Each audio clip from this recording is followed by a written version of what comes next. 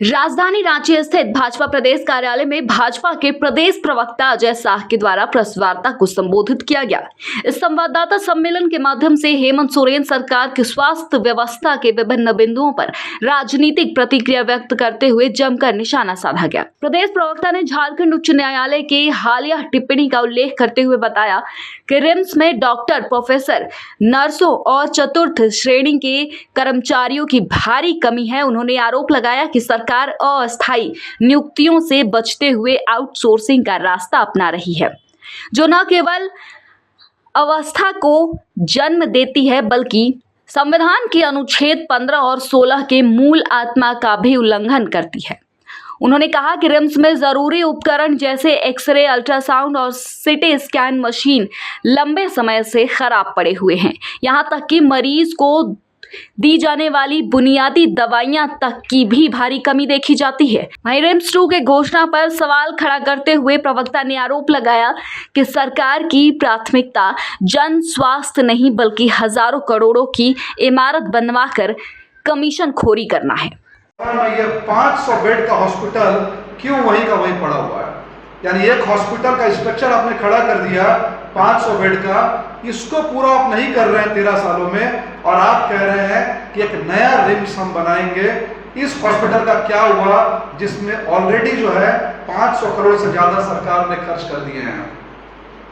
कोडरमा के हॉस्पिटल का क्या, जो कि नरेंद्र मोदी का ड्रीम प्रोजेक्ट था 2017 में, आज तक जो है ये भी इंतजार कर रहा है कब इसकी ओपनिंग होगी। यानी कि कुल मिलाकर के हमारा कहना है आप रिम्स 2 बनाइए, रिम्स 3 बनाइए, रिम्स 4 बनाइए, हमें इसमें दिक्कत नहीं है। लेकिन मोदी सरकार का जो मॉडल है, नरेंद्र मोदी जी अगर चाहते तो दिल्ली का जो एम्स है उसी एम्स को इतना बड़ा कर देते कि पूरा विश्व उसमें आ जाता, लेकिन उन्होंने डिसेंट्रलाइज किया। आज देवघर में, दरभंगा में, रायपुर में, नागपुर में, जम्मू में हर जगह एम्स खोले गए। क्यों? क्योंकि मेडिकल सिस्टम को डिसेंट्रलाइज किया गया। सरकार कह रही है कि रिम्स के ऊपर लोड बहुत ज्यादा है। अगर रिम्स के ऊपर लोड बहुत ज्यादा है तो इसका सॉल्यूशन रिम्स 2 नहीं है, इसका सॉल्यूशन है 1000 करोड़ रुपए जो आप रिम्स 2 में खर्च करने वाले हैं, उससे अच्छा है 200 करोड़ रुपए खर्च करके यहाँ के 5 प्रमंडल में 5 हॉस्पिटल्स बनाए जाए, या फिर 40-50 करोड़ रुपए का अगर आप एक हॉस्पिटल बनाएंगे तो झारखंड के 24 जिलों में 40-50 करोड़ का एक शानदार हॉस्पिटल खड़ा हो जाएगा। यहाँ के आदिवासी इलाके, चाहे गुमला की बात करें, लातेहार की बात करें, चाईबासा की बात करें, इन जगहों पर हॉस्पिटल खोलने की जरूरत है। तभी वहाँ के जो पेशेंट्स रिम्स में आते हैं उनका लोड कम होगा, ना कि एक रिम्स जिसका ऑलरेडी कॉम्प्लेक्स बहुत बड़ा है, इंफ्रास्ट्रक्चर बहुत बड़ा है, उसमें मूलभूत सुविधाओं आप ना दे करके एक नया रिम्स खोलने की तैयारी है, सिर्फ और सिर्फ क्योंकि 1000 करोड़ के टेंडर में आपको इंटरेस्ट है। बिल्डिंग बनाओ, टेंडर बनाओ और टेंडर में पैसा खाओ।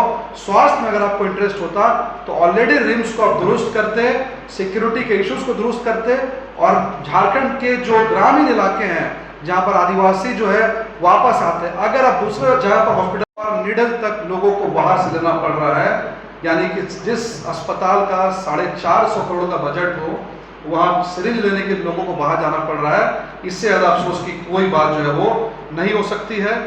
रांची के सबसे बड़े अस्पताल में फर्श पर इलाज कराने को लोग मजबूर, और ये आज का मैं 2 न्यूज़ लाया हूँ, सिर्फ आज का।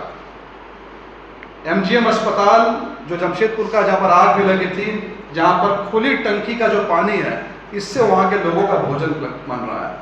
यानी आप देख सकते हैं कि सरकार हॉस्पिटल्स को यहाँ पर किस तरीके में रखा गया है, और रिम्स का पेइंग वार्ड जिसके लिए आपको इतने पैसे देने पड़ रहे हैं, और पेइंग वार्ड की स्थिति जो है वो कहाँ से कहाँ तक है।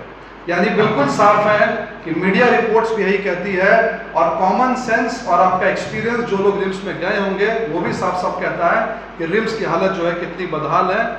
अब कैग रिपोर्ट में बात करेंगे, बस 2-4 पॉइंट्स, क्योंकि कैग रिपोर्ट को ऑलरेडी दिल्ली से भाजपा मुख्यालय से एक प्रेस कॉन्फ्रेंस हो चुका था।